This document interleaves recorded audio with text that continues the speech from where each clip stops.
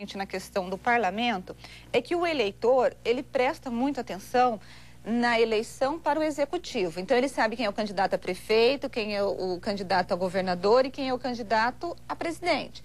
No entanto, vamos pegar aqui no município. Quando ele vai votar para vereador, ele nem sabe quem são os candidatos. E mais que isso, tem um número enorme de candidatos. E muitas vezes a decisão acontece quando ele pega o santinho e vota em qualquer um e depois não acompanha. Como? Porque eu acho que o problema está no eleitor e não no político, não é isso? Você acaba de dar mais um argumento que reforça a ideia de nós temos que botar limite no legislativo se partirmos da premissa de que o eleitor nem sequer sabe em quem está votando. Ele vota sem fazer uma investigação da vida do político, isso é uma verdade, e não acompanha o político depois, se ele foi bom, se ele foi ruim, se ele é um corrupto ou não é um corrupto. Então, é mais um argumento para pôr um limite no mandato. Um mandato ou dois. Minha opinião, 2 seria razoável, ou alguns dizem 3. Mas, vencido o tempo, não pode mais continuar na política.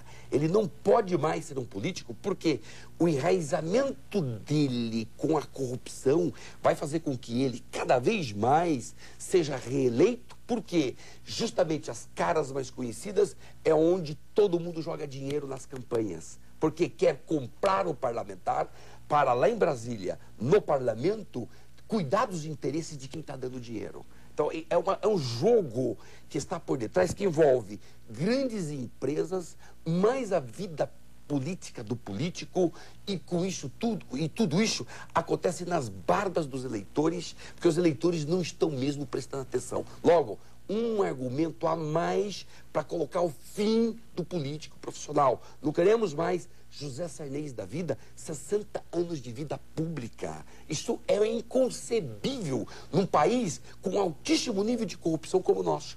E aqui fica o esclarecimento.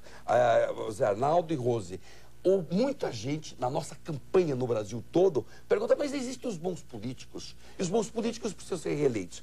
Bons políticos, sim, precisam ser reeleitos uma vez ou duas vezes e acabou, não mais. Mas acontece o seguinte, a grande maioria não é bom político. A grande maioria está envolvida com corrupção. Então, nós não podemos deixar que, por meia dúzia de bons, a gente permita que 300 e 500 continue na política. Enquanto o senhor falava, me lembrava de Pedro Simão, né? Que acabou ficando 50 anos também. É um bom político, mas acabou o tempo dele também, ele perdeu a eleição. Mas, professor Luiz Flávio Gomes, e de que maneira o senhor acha que a população pode conseguir isso? De novo nas ruas? Só existe uma maneira. Não existe outra maneira de o Brasil fazer a reforma política que o povo quer. O povo tem que ir para as ruas. Não há outra maneira. Ulisses Guimarães aqui matou a charada. O político só tem medo das ruas. Só. É a única coisa. O resto tudo, ele crê na impunidade dele, ele crê nas trapaças que ele faz, no tempo do processo, que o judiciário é moroso e que ele ganha recursos e ganha na justiça, entra com recursos, todos os recursos. Ele crê em tudo isso, que ele vai ganhar, mas das urnas e das ruas ele tem medo. Ele tem medo. Então, no alto caminho, é perseguir os caminhos que nós sempre perseguimos do movimento contra a corrupção eleitoral. Ou seja, a lei da ficha limpa saiu com o movimento popular. Sem movimento popular, jamais o parlamento teria votado a lei da ficha limpa, que prejudicava eles. Aliás, havia uma descrença muito grande de que eles fossem aprovar. O que diziam a nós? Jamais vocês vão conseguir aprovar uma lei dessa. Por quê? Você acha que o político vai aprovar uma lei contra ele? Não vai aprovar. O movimento popular veio, 1.300.000 assinaturas e conseguiu. Aliás, é a mesma coisa que a gente pode dizer desse movimento, dessa tentativa ou desse movimento para limitar o número de mandatos, né? Eles vão votar contra eles próprios? Esta é a grande questão. Justo. A mesma coisa. E só há uma forma de dobrar os políticos.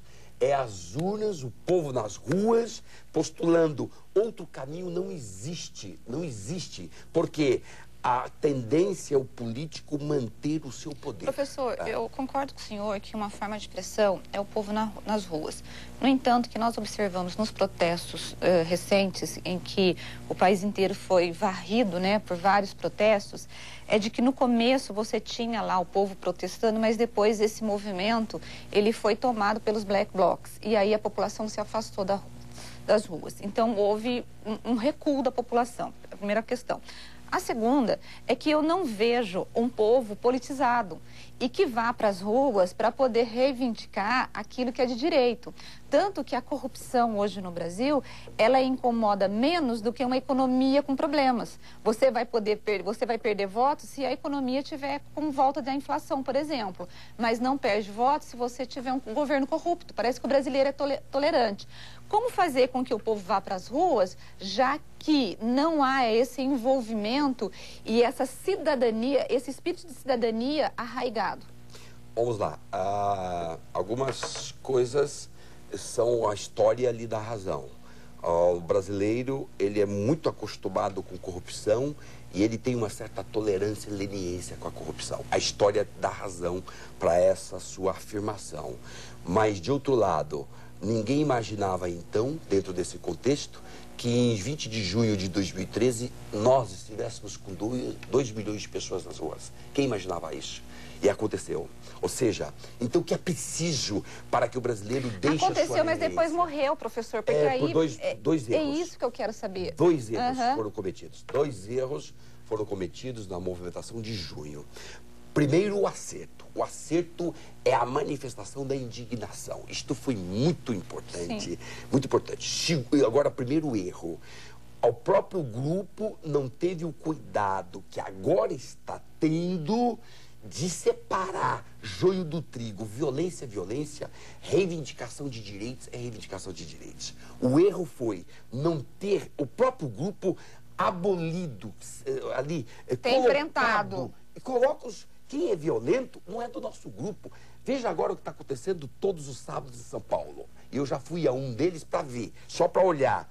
Há um movimento que quer a volta do militar. E há um movimento que quer o impeachment da Dilma. Já faz 4 sábados que fizeram isso. Nós não estamos com vocês. Vocês são de movimentos violentos. Vocês querem retorno de militar. Vocês querem meios coativos. Nós não queremos isso. Vocês para lá e nós para cá.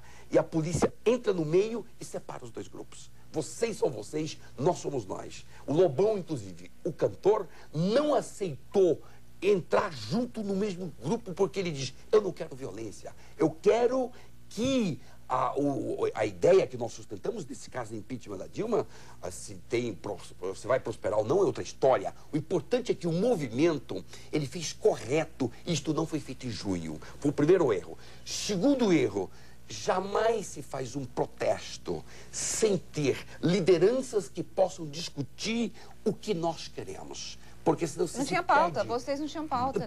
Você se perde no discurso. O grito é forte, mas se o grito forte não encontra um grupo que lidera e que vai discutir com as autoridades, não funciona. Não é assim que funciona. O grito nós vamos dar depois, né, Zé? É isso? Vamos primeiro fazer uma pausa para podermos gritar com mais força depois do intervalo. Estamos conversando com o jurista Luiz Flávio Gomes e tem novidades por aí, né? Vamos saber quais são.